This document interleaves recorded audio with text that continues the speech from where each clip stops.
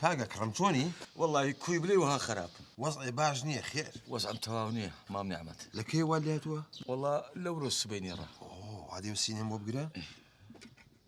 يعني هزبت شي اكيد. والله جيجم جيش. جيجيت. اي غازات مني ها. زاروبار. زاروبار. اي شوكة اخويت. هزناكي بطاقتي. با تنقى نفسي جدبم. خوي ناخوشي جبيني. أري والله زور لسبش تسبي بردمو. وعماليا. يبدا قبزانم. جمقة كان عزاري هي. يقيت. اي املا. زيادة. من باله. يقيت زور ده. املا.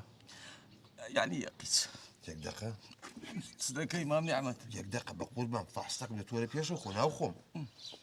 ايه اي. هو ديشي. دوزيمو. سيا. دوزيمو تو ناوكي كوتو. برهاست. والله. حيلات. دوام كو بوشوركي خوم. سبكان لجوريتو. بابا ناوكي بو هين موتو بو ترسي. موظفتش لك اخو منينم. وظفي بوتي بو خلق بزاني ما خليجي تشين. خريجتين. هار خبرت شو مديري بدم. ديك جايب روز زمان يبكى بابا مدير بو بزاني من ناوكتين ولا جوركي خوم. دي اوستريت سلفكم. ايه ده روشي صوت شابو هنا بعتو تشاي بيني بوشوركم. دبي عندي. كاكا من مدير شعبة شي قورة وقران اخو كودا بيستدي فراش من دزبي. ولا جاب الربيع سمكو يلا دي. والله هنا. او هالراوس ساوي دورها. اخويا توشي ساعتهم. ولا كاغا كرم.